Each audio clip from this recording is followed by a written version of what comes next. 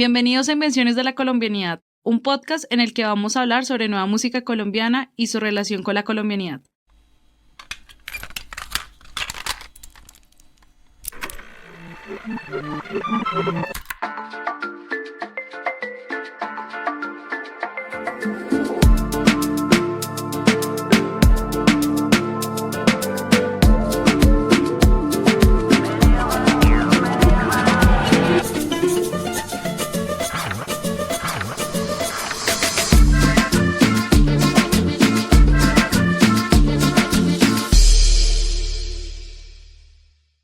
Mi nombre es Natalie Gómez y me puedes encontrar en Twitter como @NatiGómez, Nati con TH, doble Z al final, y en Instagram @NatiGómez con triple Z al final. En el capítulo anterior les conté un poco sobre la historia de los imaginarios de la nación colombiana y cómo la música entró a ser protagonista en la manera que nos pensamos como país y como ciudadanos. Empecemos. ¿Qué se entiende por folclore?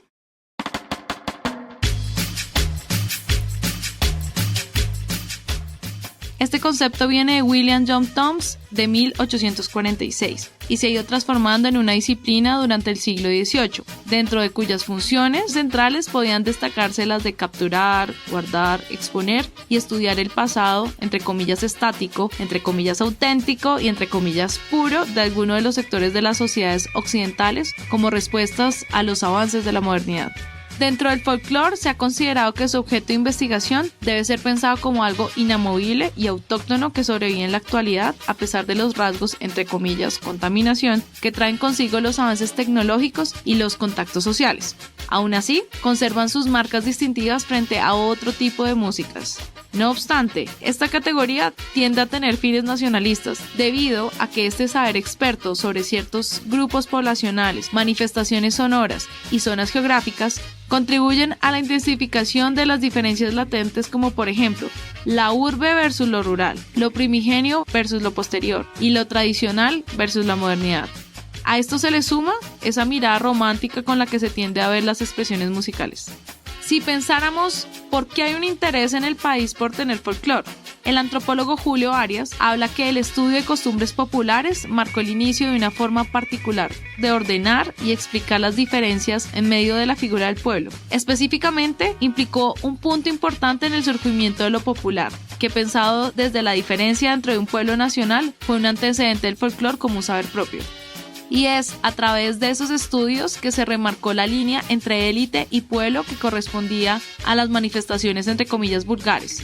Adicionalmente, como le explica Arias, este saber buscó, entre comillas, limpiar el pasado de las herencias indígenas y negras y las reemplazaría por narrativas que hablarían más sobre esos legados españoles. Asimismo, durante la segunda mitad del siglo XIX, ayudó a la cimentación de las diferencias poblacionales, teniendo en cuenta los bailes, las músicas, la comida, los trajes típicos, los acentos y los climas. Por su parte, el investigador musical Carlos Miñana dice que el trabajo en esta área generó esa pausa en el tiempo y la imposición de un conocimiento científico sobre estos saberes populares.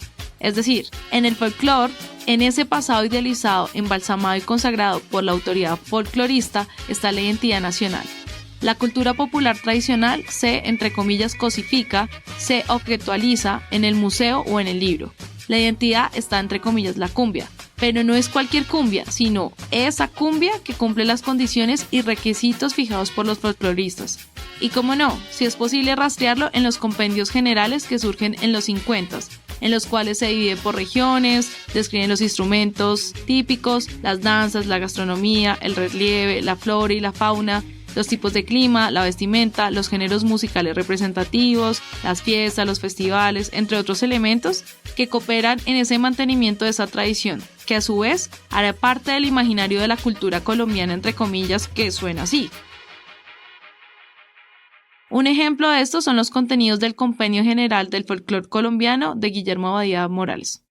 Si bien estos documentos han contribuido al conocimiento y a la descripción de la música colombiana y sus componentes en las diferentes regiones, la manera en la que se abordan las músicas, en especial las relacionadas con lo indígena y lo negro, siguen estando guiadas por una mirada etnocentrista que con misticismo continúa manteniendo dicotomías. Con esto me refiero específicamente a estas divisiones de lo salvaje, la civilización, el pasado presente y lo tradicional y lo moderno. Adicionalmente, hay que decir que estos estudios en muchas ocasiones omiten las situaciones y factores que componen los contextos de estas músicas, como por ejemplo la apropiación de sujetos urbanos de estas sonoridades, los usos políticos de estas, entre otras. También podemos decir que en la actualidad, a pesar de mantener parte de estos postulados iniciales, han sucedido cambios al observar en estas expresiones una base significativa para el mantenimiento de una cultura. En otras palabras, con la emergencia de los discursos sobre la importancia de la cultura, el multiculturalismo y la diversidad, se ha ampliado el campo de estudio al introducir artesanías, gastronomía, carnavales y festivales que no necesariamente están relacionados con las músicas tradicionales. De igual forma, la formación de investigadores en campos como la musicología, la etnomusicología y las ciencias sociales, de donde provengo yo, han aportado desde sus trabajos nuevas perspectivas teóricas y metodológicas para abordar este campo de estudio. Con esto me refiero específicamente al trabajo que se ha realizado en el Ministerio de Cultura a partir de la construcción de un mapa de prácticas musicales colombianas, que trata de agrupar la gran cantidad de prácticas musicales que existen en el país, cumpliendo a su vez un criterio técnico que empezó desde el 2002 con el Plan Nacional de Música para la Convivencia, en relación con la caracterización de las músicas regionales y la manera de generar circulación y valoración de estas. La información está clasificada de la siguiente manera. Primero, músicas tradicionales. Segundo, festivales musicales. Tercero, expresiones sonoras y musicales de comunidades indígenas que es aportada por los mismos líderes de los resguardos. Y cuarto, investigación y documentación que reposa en los diferentes centros de consulta desplegados en varios territorios y lugares como la Biblioteca Nacional. En lo que se refiere a músicas tradicionales, encontramos que para realizar el mapeo de estas prácticas musicales bajo la condición histórica, actualidad y movilidad, se debe comprender las músicas como expresiones ágiles, dinámicas y capaces de ser apropiadas y de apropiarse territorios, instrumentos, repertorios, escenarios, técnicas y tecnologías, todo cuando sea necesario para enfrentar el reto diario de mantenerse vigentes del circular. De esta manera, el Ministerio construye los problemas de investigación a partir de su marco geográfico territorial, el formato instrumental de las agrupaciones y los ámbitos desde los cuales se produce. Esta división estatal definió los ejes de estudio como capas, de las cuales surgieron las escuelas de música articuladas con el Plan Nacional de Música, las memorias del patrimonio sonoro y las músicas tradicionales regionales como anclaje. De esta capa se desprendieron 11 ejes regionales, representados en escuelas que son: la primera, músicas caribes oriental, Guajira, Cesar y Magdalena, con énfasis en conjuntos de acordeón, cuerdas y otros. El segundo son músicas caribe occidental, Atlántico, Bolívar, Sucre y Córdoba, con conjuntos de gaitas largas y cortas, millo, baile cantado, tamboras y bandas de tipo pelayeras. Tercera, músicas isleñas, San Andrés y Providencia, conjuntos típicos de mandolina y violín. Cuarto, músicas del Pacífico Norte, Chocó, enchirimía chocuanas y cantos tradicionales. Quinto, músicas Pacífico Sur, litoral Pacífico del Valle, Cauca y Nariño, conjuntos de marimba, arrullos y cantos tradicionales. Sexto, músicas andinas sur-occidente, Cauca, Nariño y occidente del Putumayo, relacionado con bandas de flauta, conjunto de cuerdas andinas y músicas sureñas. Séptimo, músicas andinos centro-sur, Huila y Tolima, centrados en los conjuntos de rajaleña, dúo, trío vocal, instrumental. Octavo, músicas andinas centro-oriente, norte de Santander, Boyacá y Cundinamarca, torbellino, guabina y conjunto carranguero. Noveno, músicas andinas nororiente, Valle, Antioquia, Quindío, Risaralda y Caldas. Trío instrumental andino, estudiantina, dúo, trío vocal y otros. Décimo, músicas llaneras, Bichada, Arauca, Guaviare, Meta, Casanare, Oriente de Cundinamarca y Boyacá, conjuntos de arpa y bandola. Undécimo, músicas de frontera, Caquetá, Amazonas, Putumayo, Guaviare, Baupés y Guainía, con murgas, conjuntos campesinos, merengue andino.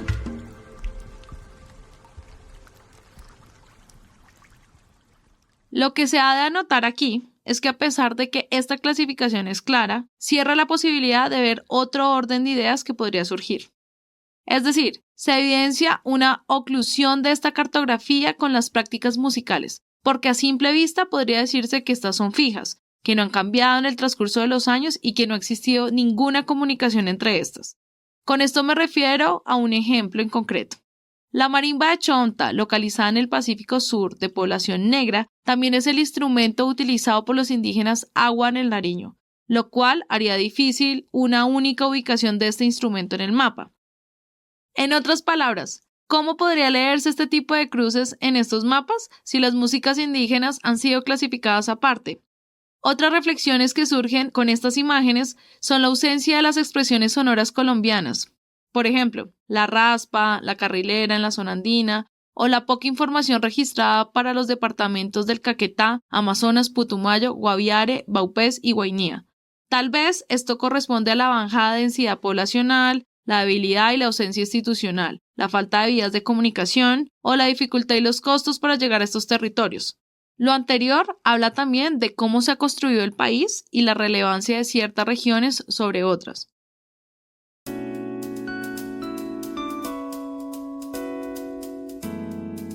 A continuación, voy a contarles acerca del world music y su vínculo con las músicas locales a nivel global.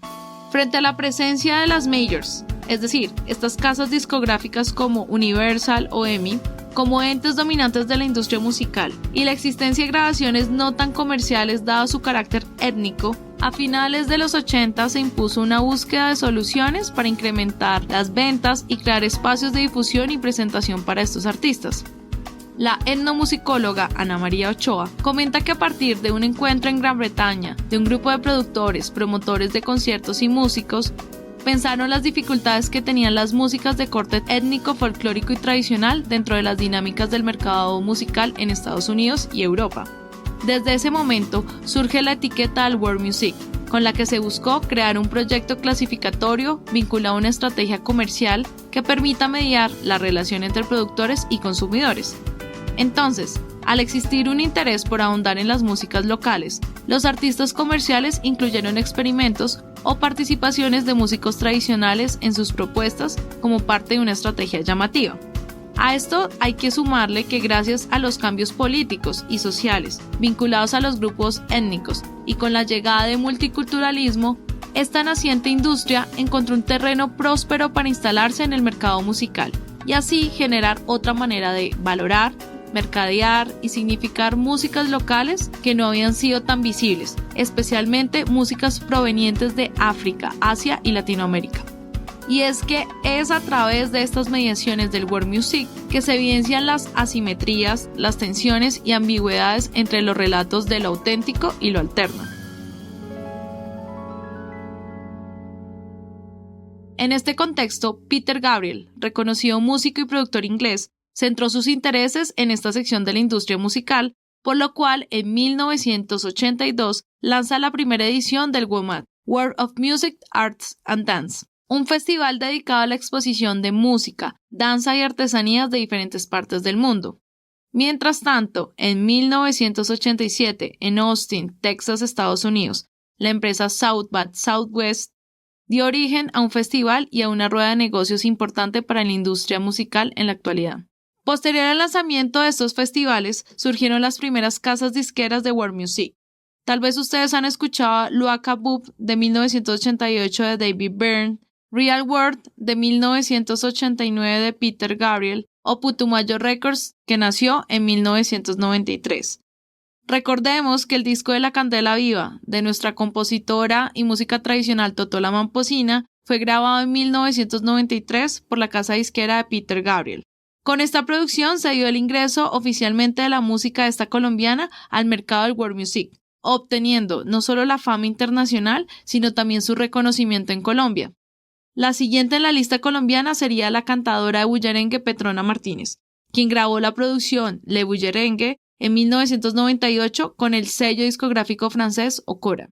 Otro ejemplo exitoso de esta sección de la industria musical que perdura con éxito es la creación de Buenavista Social Club en 1997, donde varios músicos cubanos como Mara Portuondo, Compay Segundo e Ibrahim Ferrer, entre otros, que se presentaron alguna vez en este famoso club social de La Habana, se reunirían bajo este nombre para recordar la época de oro de la música cubana de los años 30 y 50.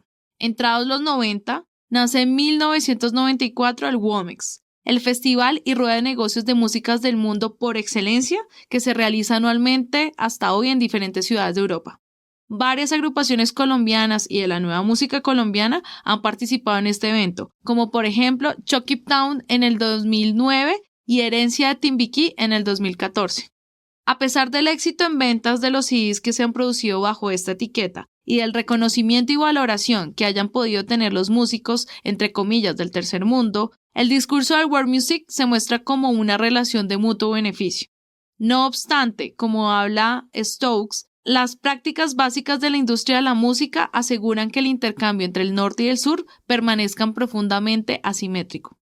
Lo anterior se puede observar con la exposición constante de la exacerbación de la diferencia y lo exótico, y en la transgresión del patrimonio local. Actualmente, el world music representa para las agrupaciones de la nueva música colombiana uno de los espacios más importantes en la circulación de su música, debido al interés que existe por parte de esta área del mercado por las músicas tradicionales y sus posibles innovaciones. Sin embargo, la manera en la que se ha establecido su mercado, sujeto europeo, blanco, clase media, turista, ha divulgado una serie de imaginarios que en la mayoría de casos recaen en la ilustración de estereotipos de los países que buscan, entre comillas, representar. Ejemplo de esto son las carátulas de la disquera Putumayo Records, que desde la opinión del músico y productor Iván Benavides plasman la caricatura de negro naif bailando, de pronto en un país súper violento. Hindú espiritual meditando. Japonés zen rapado.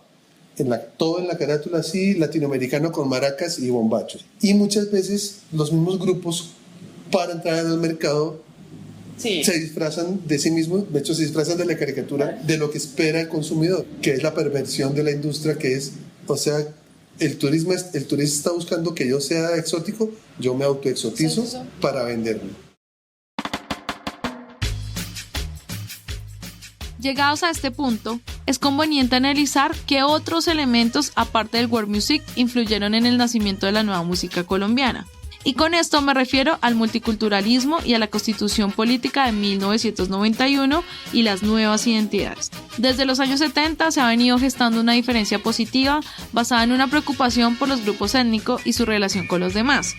Aquí se comienzan a generar unas disputas académicas y políticas en nombre de ellos. Las políticas culturales, impulsadas por entidades como la UNESCO, los reclamos de los movimientos sociales, el reforzamiento de las diferencias con la globalización y el auge del multiculturalismo van creando una nueva posibilidad desde la cual la nación puede ser reescrita, basada en el reconocimiento de la diversidad contemplada en términos raciales y culturales. Para el antropólogo Eduardo Restrepo, debe hacerse una diferenciación analítica entre lo multicultural y el multiculturalismo.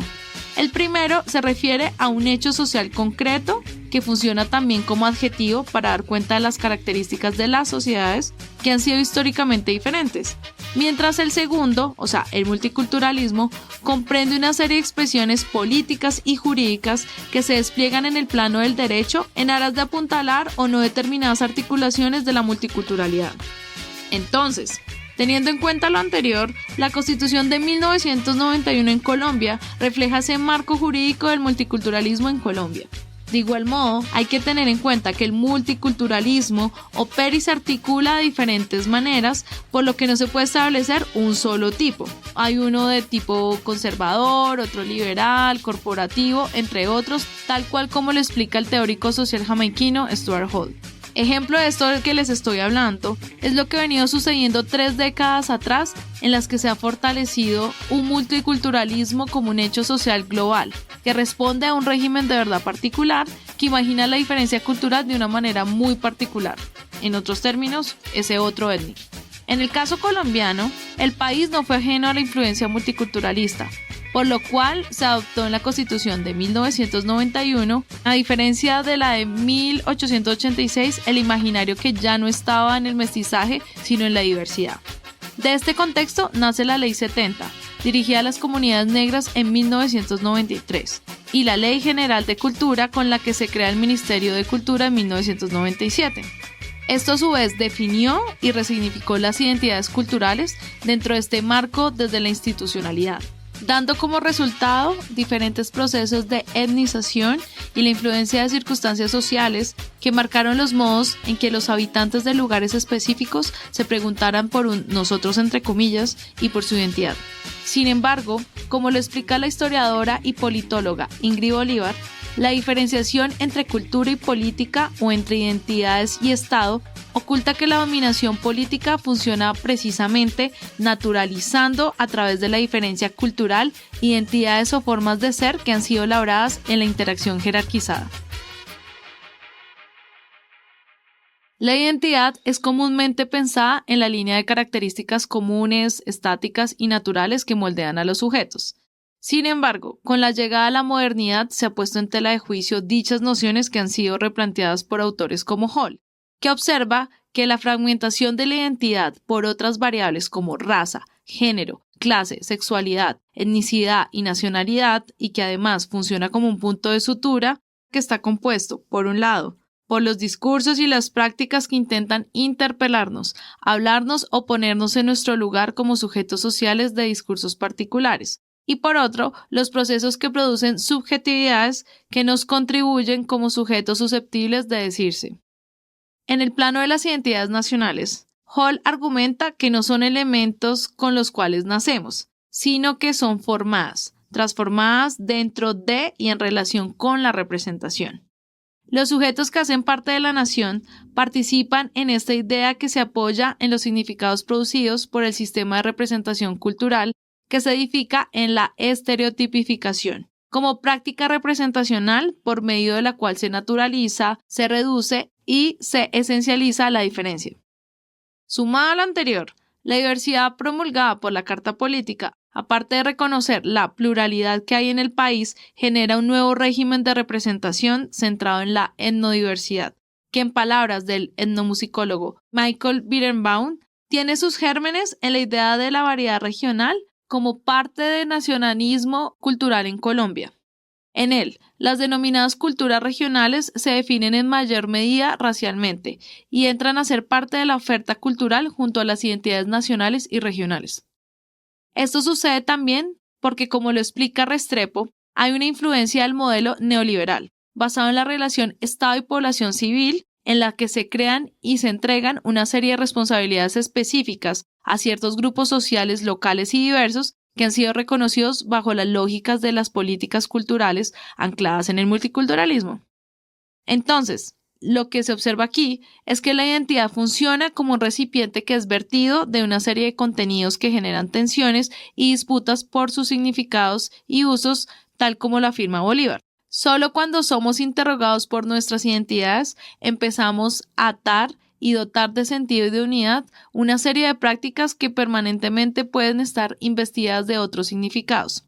Por ende, la identidad potencia espacios desde los cuales ésta puede ser escenificada y narrada, lo que genera un problema en el sujeto al estar supeditado a ciertas características, contextos en los que se usa estratégicamente una identidad y que puede significar, a su vez, la invisibilización de sus luchas. Ingrid Bolívar explica que parte de los insumos que se utilizan para pensarla tiene que ver con la influencia de un discurso experto, mitos fundacionales y relaciones con el Estado y la sociedad, derechos otorgados, coyunturas, entre otros factores, que ayudan a mantener lo más puro posible esas condiciones que hablan de quién soy. De manera que las identidades tienden a caer en el juego de lo políticamente correcto, ocultando el conflicto manifiesto que está ahí y que se personifica de muchas maneras.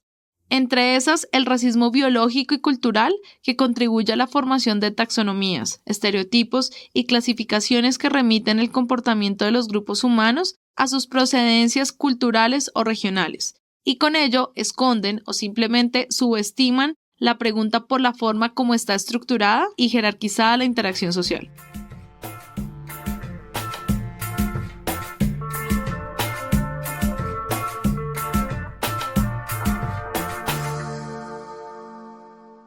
Para terminar, gracias a estos racismos, la construcción de nación se entiende a partir de diferentes identidades que cumplen una serie de requisitos y, en caso de hacer algo por fuera de lo que ya está, generan una protesta mediada por el deber ser. Ejemplo de ello es la localización de poblaciones indígenas en determinados lugares, cuya salida de sus territorios y ejercicio de prácticas que no hacen parte de su ancestralidad conlleva la idea de lo poco indígena que pueden llegar a ser, e incluso se generan dudas sobre su deber ser cuando están en las ciudades y no en sus montañas o espacios que los imaginarios les destinan.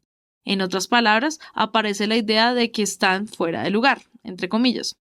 También, la relación que tendrían estos discursos y prácticas con la música como práctica cultural tiene que ver con la apropiación, valoración y exaltación de la diferencia, que en combinación con su capitalización da como resultado un boom étnico que trae consigo su mercantilización visibilizada en el turismo, productos y tradiciones, entre otros factores. En este contexto, para el antropólogo inglés Peter Wade, la diversidad cultural es una mercancía y los capitalistas trabajan explotando diferencias de localidad, género, raza y estilo, al mismo tiempo que la homogeneidad les permite contar con economías de escala rentables.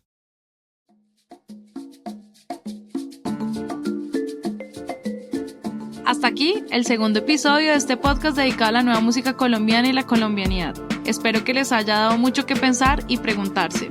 Invenciones de la Colombianidad Nueva Música Colombiana hace parte de las propuestas ganadoras del Programa Distrital de Estímulos dados por IDARTES para la circulación de investigaciones finalizadas en la categoría de podcast en música. Así que si les gustó, no dejen de compartirlo en todas sus redes, con sus amigos o con alguien que le pueda sonar este tipo de temas. Recuerden que nos pueden encontrar en diferentes plataformas como Spotify, Deezer y Apple Podcasts, y también pueden dejarnos sus comentarios en Spreaker. Este episodio fue escrito por mí y editado por Sergio Tapias, quien también hizo el diseño de sonido con música original de Ariel Sousa. Laura Telles hizo la identidad gráfica del podcast. Mi nombre es Natalie Gómez, gracias por escuchar y nos oímos pronto.